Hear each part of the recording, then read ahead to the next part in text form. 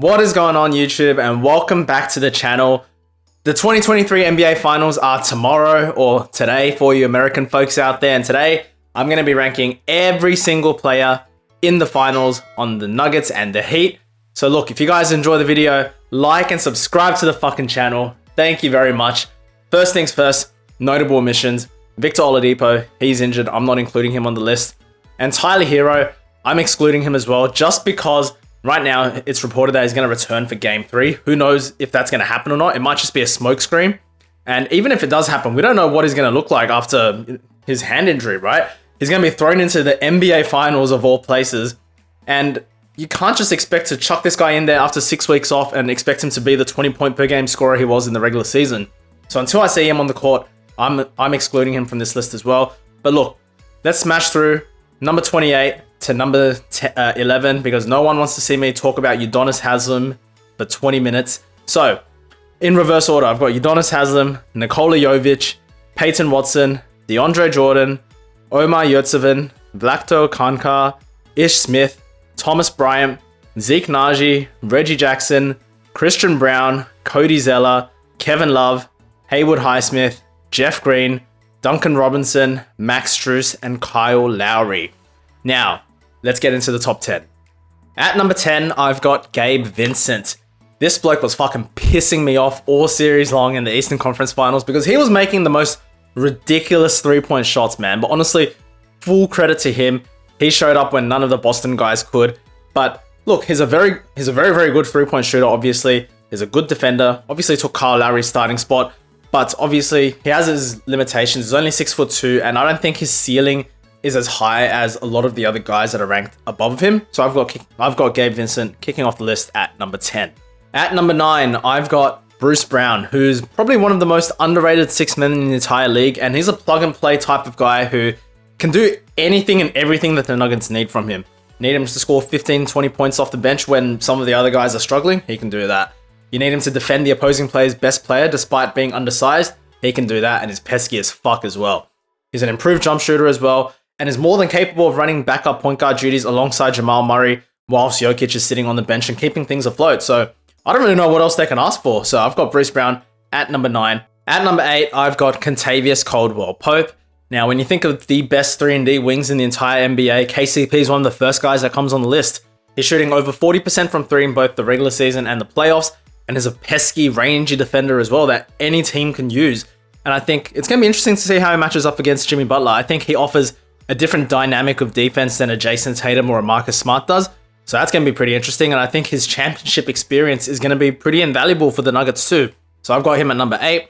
At number 7, I've got Michael Porter Jr., who I think is one of the best young shooters in the entire NBA that no one really talks about. Like right now, he's shooting over 40% from 3 on nearly 7 3-point attempts per game.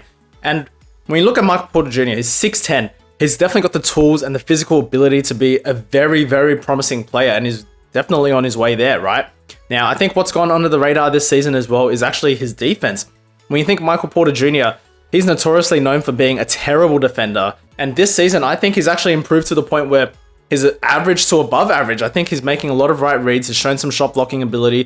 So he's improved a lot on that end. Now, he isn't quite closing a lot of fourth quarters, as obviously head coach Mike Malone does often opt for Bruce Brown. And I don't think it's actually because of his defense. I actually think it's just simply due to the fact that offensively, he's extremely, extremely streaky. So if his shot is off, it's off, man. He's fucking horrible. And he has a tendency to, you got 24 seconds on the shot clock. He just dribbles up and chucks up a 30-footer. Not very efficient offense. I think that, combined with the fact that he has absolute minimal playmaking, is the reason why he's sitting in the bench in those close fourth quarter situations. But overall, very, very great player. That's why I've got him at number 7. At number 6, I've got Caleb Martin, who respectfully, fuck this guy, bro, for torching my Boston Celtics. But honestly, fair play to him. He fucking showed out, man. I got nothing but respect for this guy. He's a fucking baller. So fair play to him. He's number 6 on my list. Look at what he averaged against the Celtics in the Eastern Conference Finals, which, by the way, I think he should have won Eastern Conference Finals MVP. He averaged 19.3 points, 6.4 rebounds. He shot over 60% from the field and 49% from 3. And there's a lot of recency bias going on. This guy had some very, very big ballsy moments against the Bucks and the Knicks as well. He's a fucking solid player. And Denver better watch out for this motherfucker, man, because before you know it, he's going to have 20 points on 4 made threes, on terrific efficiency, playing good defense, and just getting in your face. He's a fucking great player, man. And I think he's already established himself as one of the best 3-and-D wings in the entire league. And the fact that he's getting paid under $7 million, man, is a fucking bargain. So I've got him at number 6. I was strongly consider ranking him, number 5, possibly even number 4. Right now, I've got him at number 6. At number 5, I've got Aaron Gordon. Now, this guy is as good as a fit as you're going to find alongside Nikola Jokic, from the power forward position.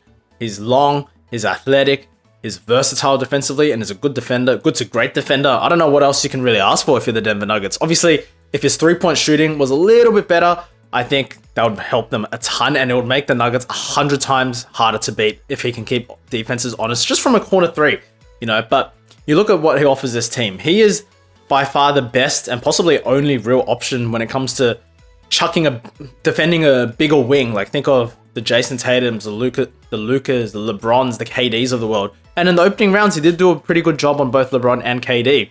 So I think I've got him at number 5. Like I said, if he can nail down, he's shooting about 35% from 3 right now in the postseason. If he can, up his volume a little bit and maybe his percentage up to like a 37-38, then fuck, the Nuggets are winning it all, man. I think that's the only way you can really stop the Nuggets is if the help defender kind of doubles on Jokic a little bit, kind of sags off Aaron Gordon a bit, and you just kind of hope that he misses his threes. But if he makes them, it's game over, man. So I've got Aaron Gordon, number 5. At number 4, I've got Bam Adebayo. Now, he's a very tricky player to rank, man, because he's as athletically gifted and is a great player, especially in the regular season, as they come. Obviously, one of the most versatile defenders in the entire league. When you think of guys who can guard 1 through 5, he's right up there on the top of your list. He's a great playmaking big man in his own right, and his elbow jump shot is fucking money, bro. And yeah, like I said, he's physically gifted. He has all the tools to be great, but for some reason, he just doesn't perform in the playoffs. He's averaged less points per game in the playoffs in comparison to the same regular season, 3 postseasons in a row. And at this stage, it's sad to say, but I expect him to play more like the 10th best player in this series rather than the 3rd best player. Even if he can overtake a Jamal Murray, for example, makes the Heat's chances that much better. But the sad thing is, it's more likely he's going to play worse than Gabe Vincent or even a Duncan Robinson than he is going to play better than Jamal Murray. I hope I'm wrong, because if I'm wrong, it means the series is going to be fucking great. But that's how it is right now. I've got Bam at number 4. At number 3, I've got Jamal Murray. Now, he is the 2-man game between Murray and Jokic is a beauty to watch, man. These guys can play together blindfolded.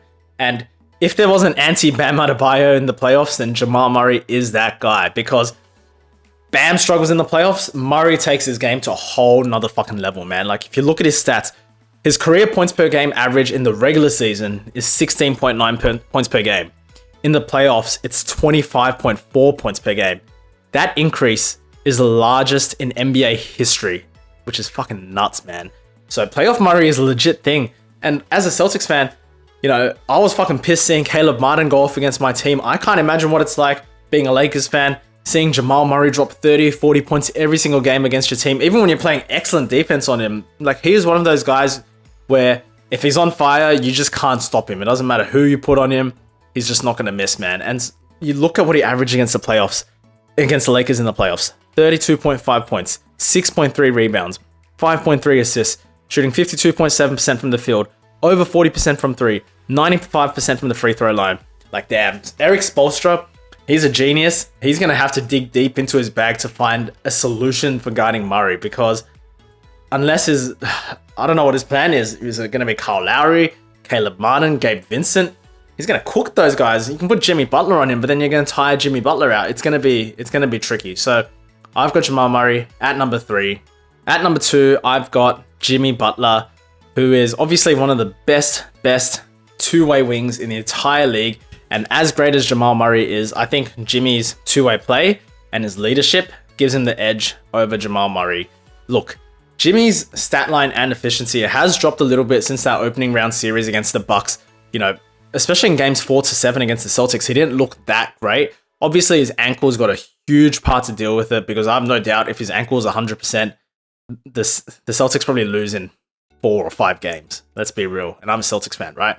So he's a great player. you look at what he brings to the basketball floor. He can attack the paint relentlessly. He doesn't care who the fuck's in the paint. And I think that's a recipe for success for Miami. If he attacks the paint, gets Jokic in foul trouble, you know, he's one of the most underrated foul baiters that I think no one talks about. People talk about Harden flopping and Embiid flopping. Jimmy Butler, I'm going to be honest with you right now. Great player. He's a fucking foul baiter as well. And he does a little bit of flopping too. Although I think the reason why he's not disliked as much as a Harden or Embiid is just because he doesn't complain to the refs, which I fully respect. So, and it doesn't piss me off as well, watching Jimmy Butler draw fouls versus Embiid or Harden. So full credit to him. Look, he's a leader, man. With the game on the line, this guy can do everything. He can be the best playmaker on the floor. He can be the best shooter on the floor. Like, I shit you not. He is someone who, with the game on the line, I fear his three-point shot just as much as Steph Curry's. That's how good this guy is. And I think in terms of being a leader, obviously full credit to Eric Spoelstra, right? Full credit to the rest of the Heat role players for stepping up and doing their thing, hitting their open shots and whatnot.